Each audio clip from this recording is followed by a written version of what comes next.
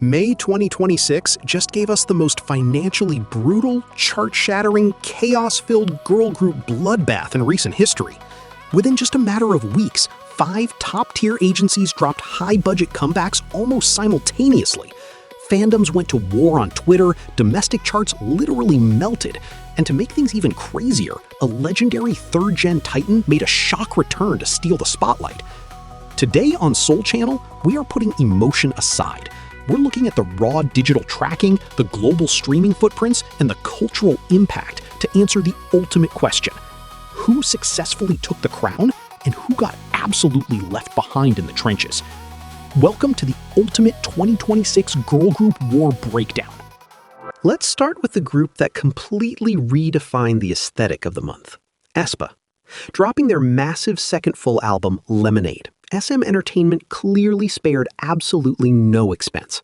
Coming off a monstrous 2025, they poured a massive chunk of that cash flow directly into aespa's Multiverse, and it paid off. They completely flipped the script by offering a double-pronged attack. First, they dropped the pre-release, Whole Different Animal, a grime-heavy hip-hop track featuring none other than G-Dragon himself.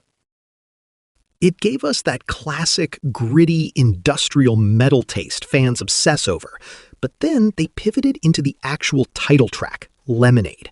It's a hyperpop, chaotic, electronic masterpiece that immediately took over TikTok and locked down the #1 spot on Melon within 48 hours. aespa didn't just enter the May War, they set the battlefield on fire.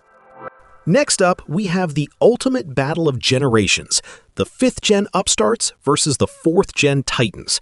YG Entertainment deployed Babymonster with their highly anticipated 3rd mini-album. After a relatively quiet period, YG desperately needed a massive win, and Choom delivered exactly what the international market wanted. Leaning into a high-octane, intense performance style, they completely dominated global YouTube and Spotify metrics, especially with their upcoming massive world tour kicking off next month. But standing directly in their way was HYBE's flagship powerhouse, Sserafim, who brought absolute chaos to the playing field with their 2nd studio album, Pure Flow Part 1. Now, behind the scenes, HYBE has been feeling the corporate heat with intense structural shakeups, but Sserafim's core fandom came to collect. Their Latin house title track, Boompala, didn't just chart, it stormed the US Billboard charts, driving Pure Flow straight into the Billboard 200 Top 10. While Babymonster brought the raw, explosive streaming velocity, Sserafim answered back with massive global chart stability. It's an absolute deadlock between 2 distinct styles of dominance. While SM and YG were trading blows, JYP Entertainment entered the arena with the biggest financial safety net in the business. They launched a dual-pronged strategy in May, giving us brand new music from both Itzy and Nmixx. Itzy took a massive creative risk by focusing heavily on individual subunits and solo tracks, showcasing a completely mature, refined side of the members. Meanwhile, Nmixx doubled down on what they do best: mind-bogglingly complex arrangements and flawless live vocals. But here is where the gridlock happened. Because aespa's Lemonade absolute chokehold on the domestic digital market was so strong, both Itzy and Nmixx found themselves slightly squeezed on the local Korean streaming charts. They found massive success globally, but domestically, the JYP camp had to fight tooth and nail for every single stream. And just when everyone thought the battlefield was settled between Gen 4 and Gen 5, the ultimate Wildcard entered the chat. Out of absolutely nowhere, the legendary 3rd-gen blueprint group, I.O.I, dropped a shock 9-year anniversary reunion album.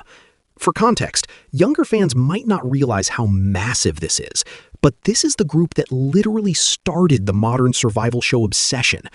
Their return completely disrupted the entire 2026 release calendar.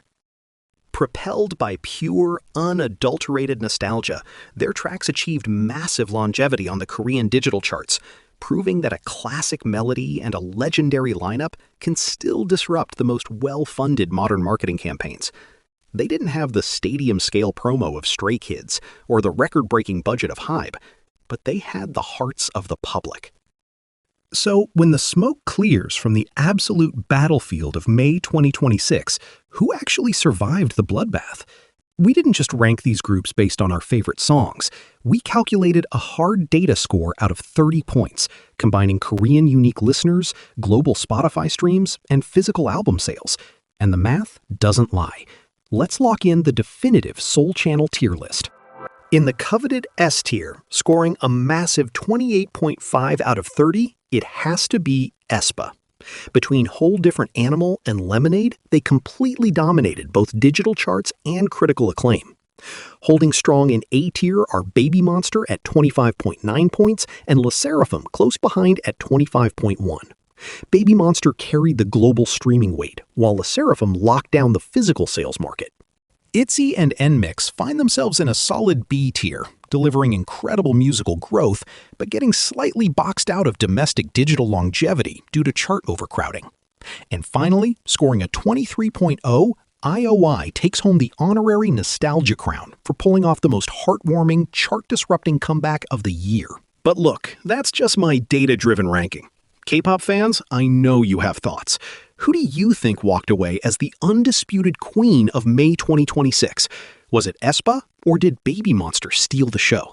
Drop your personal tier lists in the comments below, smash that subscribe button to keep up with Seoul Channel, and I will see you guys in the next deep dive.